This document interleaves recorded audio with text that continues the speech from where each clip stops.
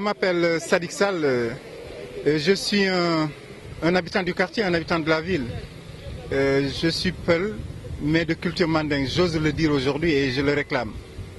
Voilà, donc je suis enseignant de profession, aujourd'hui retraité et acteur culturel, simplement. Merci. L'arbre en question sur lequel nous sommes, en fait, il a deux interprétations qui lui donnent deux noms.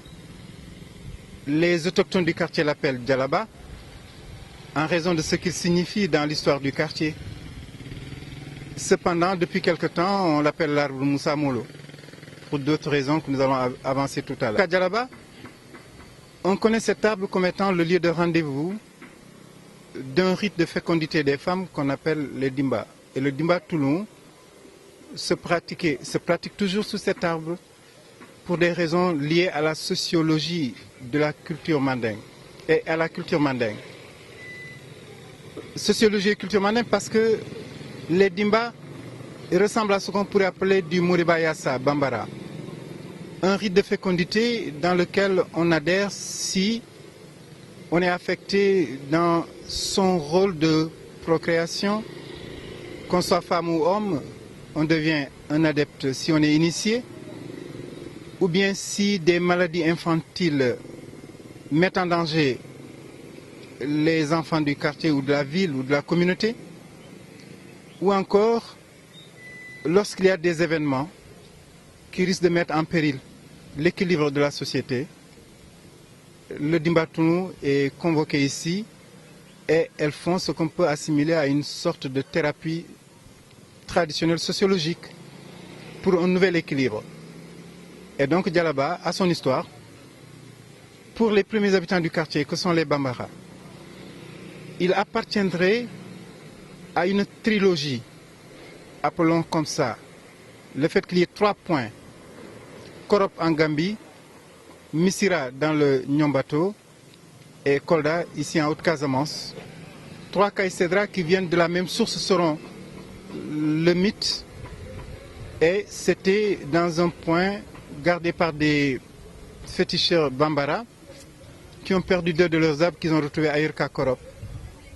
Et à partir de ce moment, s'est mis en place ce qu'on peut assimiler à une trilogie mandingue, ou Bambara, c'est la même culture, qui viendrait du Soudan au Mali. Et donc, on peut compter parmi les familles originales du quartier qui occupaient ce qu'on appelait les Galségou, des Djara, des Sissoko, des Doumbouya, des Sanogo, des... quoi encore je vais dire, Keita. Et il y avait 7 familles Bambara d'origine qui étaient là et qui sont Traoré aussi, des Traoré. 7 familles qui ont occupé le coin et qui sont les premiers occupants de Kolda avant que d'autres communautés mandingues viennent les rejoindre peu après, si on voit le peuplement de la ville. Donc il y avait déjà Legal Ségou au centre, de Djarakunda à Sangarikunda, il y avait des Sangaré aussi. Et autour de Legal Ségou, il y avait Nonekunda, où beaucoup de communautés sont venues, dont des Djakhanké, des Peul, des Mandingues, des Sarkholé. Tout le monde se retrouve à Kolda, ce qui en fait une ville de carrefour et de rencontre. Et la culture de la ville le vit réellement. Voilà donc pourquoi Djalaba. Saïm bien Kirole Kiwoni, ko Sebe Bembiata Djalaba. Salut. Sebe Bembiata Djalaba, Fulbe Bembia arbre Moussa Molo, Leki Moussa Molo. Quoi de Bembi Djalaba? Lumko Bambara Bengadi do Hodde. Bengumi ko Mali, Noku Wite Segu et Diwan Mum. Bengari Benjodi do Kobe Katane Djedidi. Kalen tan ko ciftorten ko Jara, ko Keita, ko Sanogo, ko Sissoko, ko Doumbouya, ko Sankare, ko ɓe katane jeeɗiɗi ngari. Après woɓɓe ngari tawi ɗo woni seɓɓe ɓe, ɗum legal ngal ko legal seɓɓe wiyete. Seɓɓe ɓe ko sosɓe non wiyete. ɓen ngari kañum nen jooɗi ɗo woni ɓe goni legal Ségou, ko tari ko legal Ségou woni Nonekunda, woni nokku mo ganduɗa yimɓe fof ngari kawri ɗon. Kolda ko nokku kawral. Nokku kawral noon ene foti wonde nokku nanodiral. Et quand on dit Moussa Molo, par contre, c'est récemment, dans les années 70. On l'a entendu d'abord de la bouche des militaires qui allaient au camp Moussa Molo voisin. Et après, on a appris que Moussa Molo, quand il venait à Kolda, il séjournait sous cet arbre où il attachait son cheval le temps d'un séjour. Mais remarquez qu'autour de l'arbre, il n'y a aucune famille Baldé ou Peul d'origine. Ça signifie l'antériorité de l'occupation des lieux par les Bambara, essentiellement suivis des Mandingues. Voilà donc, Moussa Molo, Moussa Molo, ko lamdo wonno do e nder nokku he. Ko bi Alpha Molo, kono ngaren kadi beyden. Moussa Molo, bamako Alpha Molo, woni Molo Ege. Wona pour le pire, Molo Ege yumo ko pulo kono babo ko Bambara witem Falli Coulibaly. Donc balde mabbe o ko yumabe yettete balde. Tanu Moussa yettete balde. Kono bamako yettete ko Coulibaly. Kamen ko Bambarabe senje en garti wonata ko lekki Bambarabe. Yo won pulo bio ar Moussa Molo, yo won ceddo bio Jalaba arte Bambarabe. Donc culture sen bi lasli e ciosan noko ngartiren dum e Bambarabe e sebbe fulbe ngari kawri e mabbe do woni nokku kawral nokku dental. Dum woni ko mbawno et de ceux qui lui ont donné un sens. Et c'était pourquoi Djalaba, c'était aussi le lieu où se passait le culte du Komo Bambara, avant même que les Dimba n'en prennent possession. Hade wonde noku Dimbabe, ko noku do Bambarabe honno bedo, ngarano ena mbada ko ngowi ko wadde e ciosan mumen. Kala ko be kule aduna mabbe, be ngara e nokku be nyaago nokku, be mbada do ko be poti wadde. Dum wonno e der dine mabbe on dine hade islam na de mabbe ko be mbadanno do wite ko Komo Bambara. Dum woni Jalabao. L'arbre, commençons d'abord par définir l'arbre. C'est quoi cet arbre? C'est en Wolof on dirait un khay. Les Malais vont dire Diallo. Et en français, son nom scientifique, c'est le Khaya sénégalensis. Et ce Khaya sénégalensis, il est connu pour ses vertus médicinales thérapeutiques chez les tradipraticiens. On soigne avec ses feuilles. On soigne avec son écorce, on soigne avec ses racines. Et dans cette mesure, sur le plan de la médecine traditionnelle, il est tout un symbole. Parce qu'on prévient le paludisme en utilisant l'écorce du Khaya sénégalensis, c'est connu. Et ensuite, quand on se sent fatigué, qu'on dirait en Wolof toy, on peut utiliser des décoctions avec les feuilles du Khaya sénégalensis. Et ces racines sont aussi utilisées en médecine traditionnelle. Je ne pourrais dire pour quelle affection. Mais disons simplement que tout est bien chez le Khaya sénégalensis.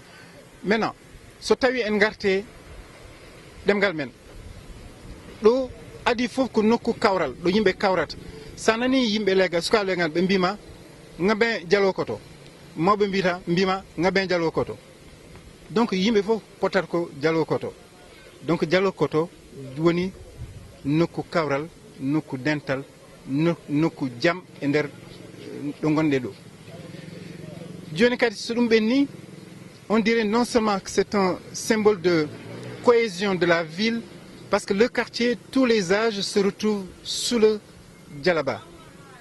À tous les moments de la journée, tous les événements importants, c'est sous Djalaba. Lungwadi, c'est un lieu de convergence, un lieu de cohésion, un lieu de rencontre. Et c'est aussi le symbole d'unité du quartier et de la ville. Soudoum Benni, Mbien Kadi, c'est un patrimoine immatériel de Kolda dès l'instant où la ville s'identifie dans ce mythe de fondation de Kolda à travers Djalaba. On n'a pas dit à travers le fleuve, alors que c'est le fleuve qui a motivé l'installation de l'escale coloniale. C'est à partir de l'escale coloniale que la ville a pris souche. On aurait dû penser que c'est le fleuve qui est le moteur, le mythe de fondation. Mais non, non, non. Le mythe de fondation de Kolda, c'est Djalaba. Et ça peut être aussi dit maintenant, arbre Moussa Molo. Donc toutes les communautés se retrouvent sous cet arbre. Et voilà pourquoi j'ai dit, c'est un patrimoine immatériel. Et en fin de compte, c'est un arbre mythique. On va jusqu'à dire que tous ceux qui ont eu à diriger cette ville, s'ils veulent un pouvoir pérenne, un pouvoir équilibré, qui soit au service de la ville, ils sont tenus de faire ici des tours autour de l'arbre pour prier j'ai entendu l'actuel maire Bibi en parler. J'ai entendu Mokhtar en parler quand il était maire. J'ai entendu Ogombalo en parler parce qu'il était un compagnon des maires. Et tous les maires de Kolda, pour être maire, viennent se recueillir ici. Et quand ils sont maires, s'ils veulent asseoir quelque chose de solide, d'utile et de pérenne, ils viennent sur ce lieu. C'est un mythe qui a son sens. Je ne dis pas que c'est forcément ça qui fait l'équilibre, mais c'est ça aussi qui est un mythe de cet arbre. Et en fin de compte, on vous dit qu'une femme qui a besoin d'enfants, qui est dans un ménage stérile, si elle vient faire les pratiques cultuelles ici sous l'arbre, et Dieu fait en sorte que cette femme puisse être enfin mère. Et c'est le rite de fécondité que les Dimba ont en charge. Voilà donc en gros, tout ce qu'il y a comme Dimba dans la ville de Kolda a sa base d'abord ici. Qu'il soit de Cyclosar et Moussa Katibouna, elles viendront les Dimba d'abord sous l'arbre avant de se déployer. Un exemple simplement.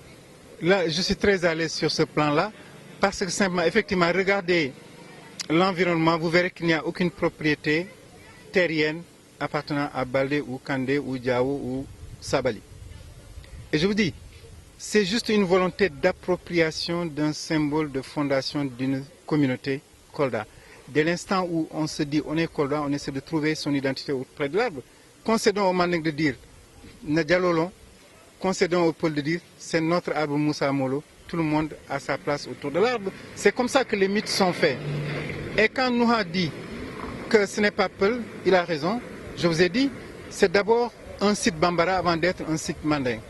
Et c'est après que c'est devenu en troisième lieu un site réclamé par des Peuls. Ça ne va pas, il n'y a pas de quoi fouetter un chat. C'est normal que ça soit comme ça. L'essentiel c'est que tout le monde se sente dans son équilibre autour de cet arbre. Maintenant, je vous ai dit tantôt dans le début, mais Moussa Molou Baldi, il est le fils de Molo Ege Baldi et Molo Ege, son père se nomme Koulibaly. S'il devait porter le nom de son père, il est un fils de Bambara qui se nomme Koulibaly. Où est le problème? Ils reviennent prendre possession de ce qui appartient au Bambara. Où est le souci? Je trouve que Nouha a raison. Ici, Kolda, c'est d'abord un site habité par les Bambara quand les Toubab ont créé l'escale. Il a raison. Le nom Kolidado, il y a une controverse autour. Il y en a qui disent que Koli n'est même pas Peul. Il y en a qui disent que Koli, il peut être autre que Peul, il peut être un Tchedo, il peut être un Bainounk. En tout cas, on a trouvé des sites Bainounk sur Ilel et sur Bantankuntu. Et Koli, chez les Mandins du Soudan, même Koli Tengela, qui est Peul, qui a amené les Denyanké au fleuve Sénégal, il n'est pas Peul. Il est un prince manding de nom Keita, confié à Ardo Tengela Ba. Il est devenu Koli Tengela Ba, mais il est Keita. Pour dire l'antériorité de la culture manding et Bambara dans ce pays au Sénégal, c'est ça le fondement de la culture sénégalaise. Et d'autres cultures sont venues et ça fait un brassage. Kolda est une terre de brassage. Voilà donc comment je peux répondre à cette question. Là, je vais dire c'est lié au mythe. Je dis symbole de cohésion, thérapie, traitement social, mythe. Et le mythe, effectivement, il dit que quand tu veux un enfant alors que tu n'en as pas, tu viens autour de l'arbre, tu peux en avoir. Le mythe dit que quand tu veux le pouvoir, tu viens à l'arbre et tu auras le pouvoir. C'est comme si le pouvoir était un enfant qu'il faut créer, qu'il faut préserver de tous les maléfices. Si tu veux préserver ton enfant de tous les maléfices, tu viens sous l'arbre. Le pouvoir étant un enfant, viens sous l'arbre si tu veux préserver ton pouvoir et lui donner un sens. Voilà comment il faut comprendre les mythes. Et les mythes ont leur valeur. Parce qu'ils commandent le fonctionnement de la société. Et regardez sous l'arbre maintenant, vous avez une mosquée khadre. Et il y a comme une sorte de syncrétisme. J'oubliais de dire que tous les circoncis mandingues du quartier d'antan venaient sous l'arbre pour leur fanikendo. Quand ils doivent rejoindre la brousse, l'abri des circoncis, ils partaient d'ici à l'aube, après la bénédiction des vieux qui sortent de la mosquée et qui viennent les bénir avec des litanies musulmanes. Il y a comme une sorte de syncrétisme entre la religion traditionnelle et l'islam. Et le Sénégal est connu pour être ça, une terre de syncrétisme entre nos croyances africaines et l'islam qui nous est venu du nord et des berbères, mais que nous avons intégré et auquel nous avons donné un sens aujourd'hui. Ils sont nombreux les marabouts à Doumassou, qui n'hésiteraient pas à venir sous l'arbre. Ce n'est pas interdit par l'islam. L'essentiel est qu'on y pratique un culte musulman maintenant. Ce n'est plus un culte païen. Ce n'est plus un culte traditionnel Bambara. C'est devenu un symbole d'une ville unie qui est islamique et qui a sa mosquée à côté. On sort de la mosquée, on vient sous l'arbre, on fait ce qu'on avait à faire dans la mosquée aussi et qu'on a fait dans la mosquée. Voilà comment il faut comprendre tout ça. Voilà ce que j'avais à dire en gros. Sauf que l'histoire est très têtue. On a beau vouloir donner la propriété à Moussa Molo, mais si on fouille l'histoire, il est difficile que Moussa qui était regardé en chien de faïence par les Toubabs, qui occupe l'escale, puisse être tranquille à côté des Toubabs. Que Moussa qui est une menace à côté du Pakao, après ce qu'il a fait à Bakri Demba, à Boguel, qu'on lui permette d'aller plus à l'ouest. Les Toubabs ont ces pratiques qui leur permettent. Que Moussa qui, s'il le veut, il est allié des Portugais, ou allié des Anglais, ou allié des Français, n'inspire pas trop confiance. Il peut bien trouver refuge auprès des populations Bambara qui, elles, font la confiance auprès des Toubabs. Voilà comment je peux interpréter ça si j'interroge l'histoire.